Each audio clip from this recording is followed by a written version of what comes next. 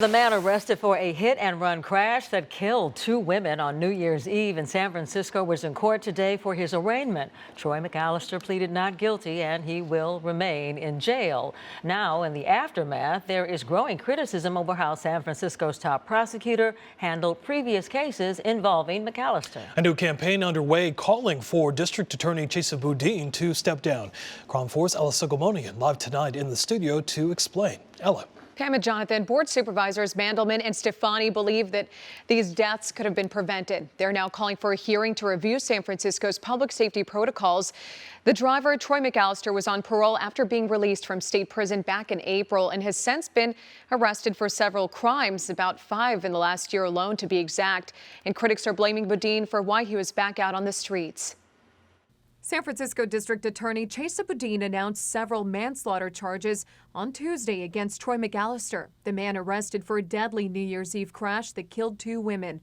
Investigators say McAllister was behind the wheel of a stolen car when he ran a red light in the South of Market neighborhood, hitting and killing 60-year-old Elizabeth Platt and 27-year-old Hanako Abe, who were both in the crosswalk.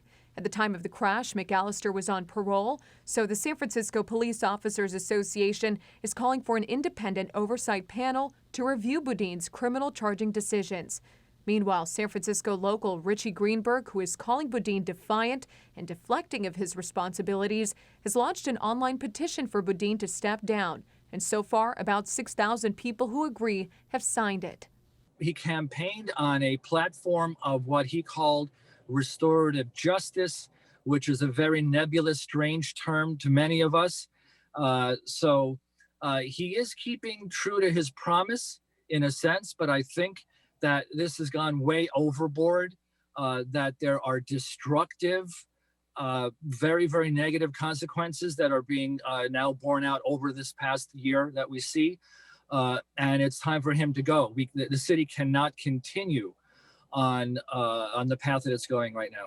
Boudin took to Twitter in defense, saying that he has met with the family of the victims and, quote, "Although, of course, no one predicted this tragedy, it is true that my office and other justice partners could have done things differently, which might have avoided this terrible outcome. I have to start with what we could have done differently in-house. We are carefully reviewing what happened and how the district attorney's office can work to prevent tragedies like this from occurring in the future. We are focused on 3 things as we move forward: holding Mr. McAllister accountable for the harm he caused, supporting the victims' families, and working internally in our office and along with our justice partners to make changes to prevent this kind of tragedy." And San Francisco Public Defender Manu Raju, whose office is representing McAllister, clarified that Boudin never represented him directly while working as public defender. And he also rejected calls to revive what he says is a failed tough-on-crime rhetoric.